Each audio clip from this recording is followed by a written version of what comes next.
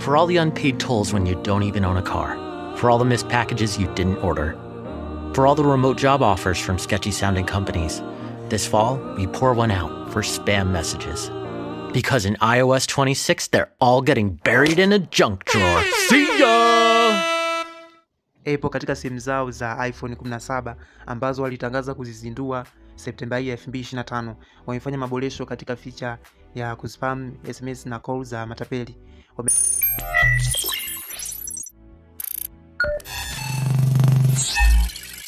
Wamerahisisha kwa kuweka moja kwa moja pale ambapo unapokea SMS za matapeli, unaweza ukaislide SMS na ukaweza kutupia hiyo SMS kwenye spam. Na pia kwa upande wa Android feature hii pia ipo pale ambapo unakuwa umepokea SMS za matapeli, ukiingia kwenye SMS ile pale juu kabisa wanakuonyesha na kuandikia report as spam.